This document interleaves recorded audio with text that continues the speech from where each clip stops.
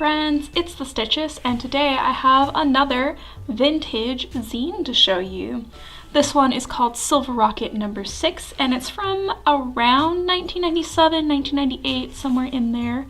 I really love the artwork on this particular zine. So we have $1 plus stamps or trade, which was pretty common for pricing back then.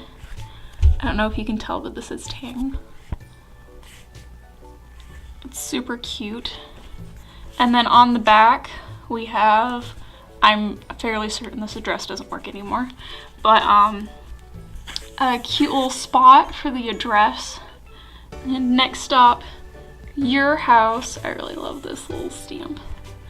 So essentially you would order these from a catalog or from the zine store, and you would mail them your $1 in stamps, and then they would send you, they'd put the stamps on here, fill in your address, and then they'd just staple the edges shut and mail it to you. But since this is a reproduction, there aren't any like staple holes on the sides of it. Alright, so our first spread is our intro, and it's mostly just some catalog info, some calls for submissions, some news about upcoming projects, that sort of thing. This was pretty much the main way that zine stores would share information with each other, is that they would have their main personal perzine, and then in that they would have information about all of their other upcoming projects and what they were working on at the day, because the internet was a thing, but it wasn't a thing that everybody had. It wasn't as pervasive as it is now, so this was the most convenient and the most effective way of sharing information with each other, because there wasn't always a time where you could just put an ad out on Facebook and all of a sudden everybody knows what you're doing. So on our next spread we have a little article about some X-Girl photographs. X-Girl was a common, popular brand, sort of almost like a Delia's back in the 90s. This article is mostly about body image and body politics and how it relates to advertising. I think a very good piece of media to consume if you want to learn more about that is the Killing Us Softly series. I'll put a link to that either on the screen or in the description, or both, depending on how I feel. This article discusses popular brand X-Girl and their neutral body language in one catalog. So you see here in these ads, they're just kind of standing neutrally, looking at the camera, whatever. And then later on in a different catalog, they use these ads, which as you can see are much more sexualized. In 2 out of the 3 that she shows, the subject is not looking at the camera, so you're watching her, but she's not watching you, and it's a very interesting dynamic that is in advertising, especially American advertising. I think my favorite quote in here is, "What does it mean to have a million blonde, skinny white girls lying down looking away?" And this has been something that people in feminism have been talking about for years. It's a very deep subject. Definitely not something that I feel can be done justice to in an article. She does a very good job of explaining how it's a problem and why it's a problem, why you should care about it.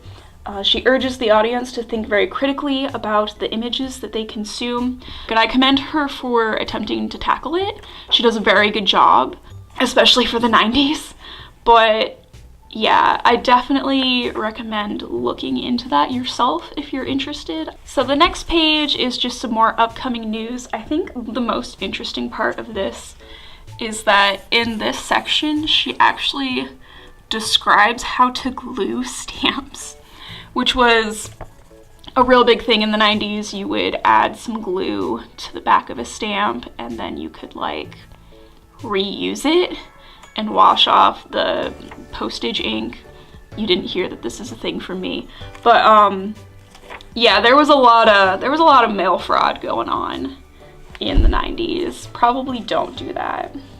And next we have this article that I'm calling All Talk No Action. I don't think there's an actual title for this, but it's just a list of actions, about 3 pages worth, of different actions you can take to actually use your voice. And if you care about something, you should do something about it, you know, rather than just complaining. Some of these are actually pretty cool and funny. She talks about some more mail fraud, I believe. Yeah, she talks about using the like prepaid subscription cards to like steal free postage. Girls back then were very clever, I will give them that. I also want to draw your attention to all the different ads for other zines that have been in this so far. I don't think there's one on this page. But this is an ad for a zine. This is an ad for a zine. This is an ad for a zine. So yeah, she definitely like shouts out a lot of other girls. She was clearly a fairly popular zinester and sold quite a few, so she used that to her advantage to advertise for some other girls, and I think that's really cool. So the next 4 page I'm not going to talk about a whole ton. Another handwritten article. Her handwriting in this one is not quite as legible as in some of the others, so it's a bit hard to read in a few places. But it's about a band called Pansy Division, a local band to her. She talks about going to one of their shows and really liking it, really liking their message and how punk they are.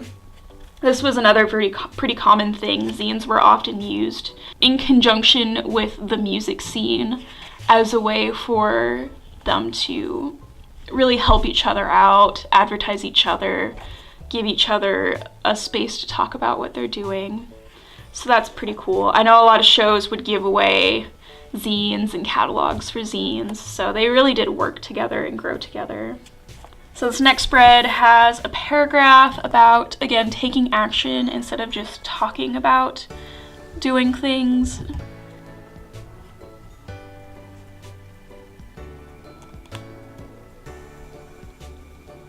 And we see some more ads for some more zines. She actually talks about how she's going to keep doing ads in her zines. I obviously only have this edition, so I don't really have any previous ones where she apparently actually reviewed other zines. But she's talking about how she has so much she wants to share and she doesn't want to pick favorites, so she has to like stop doing reviews, but she's still gonna do ads. I think it's like, it's almost like those posts that YouTubers make. They're like, oh, I can't answer all of your questions, but I'm gonna keep doing Q&As. Like, it's kind of interesting how this would have been like the 90s version of an influencer. And we have, of course, the middle fold pinup boy. I don't know who Bentley is. Am I a poser? Maybe you should Google him. Like this little bit over here. So here we have some more ads. She also puts out a request for some music dubs, which was basically like, if you have a copy of a CD, make a copy and send it out. Yeah, that sort of thing. And more ads. This here is an article about the meaning of radical politics versus extreme politics, and how like you shouldn't back away from extreme politics just because they're extreme, but just because something is extreme doesn't necessarily make it radical, and how, you know, they're different, but they can work together, but they don't always have to.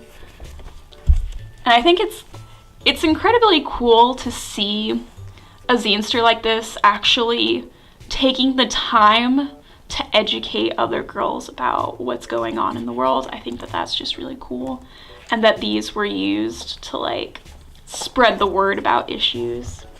So next we have an article with another local band called the Ghostly Grahams. They're a couple of 17-year-olds, or else at least they were in 1997 when this interview took place. It's very long, and it's definitely a very DIY underground band.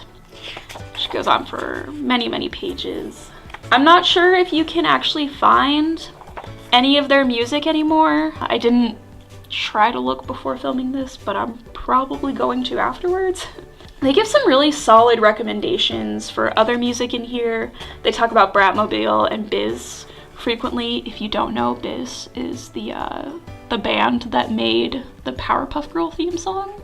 They're pretty cool, actually.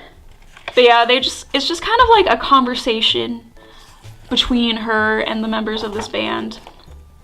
So the rest of the zine, the last few pages, are recommendations for books and music reviews and that sort of thing. So she talks about some books that she's reading that she really likes and gives recommendations for why she likes them. This is also another pretty common thing. There would be a lot of book recommendations, a lot of music recommendations. These were really just like how girls in the Riot Grrrl scene, in the punk scene, would communicate with each other, because this is really all they had. And her music recommendations.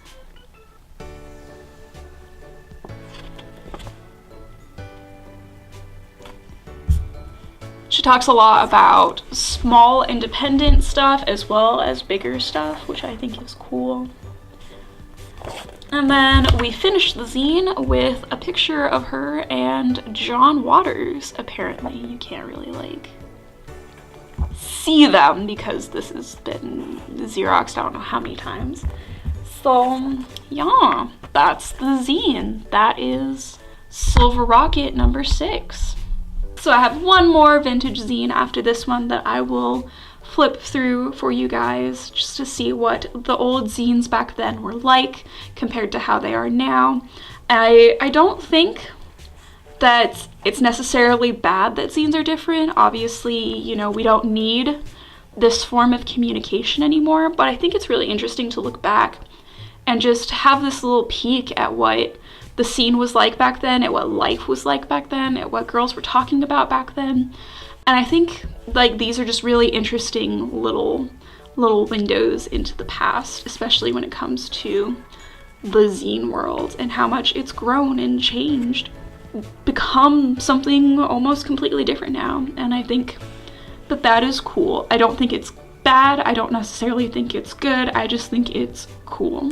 I hope everybody enjoyed this. I hope everybody has a good day. I hope everybody reads some zines, and I will see you all next time. Bye!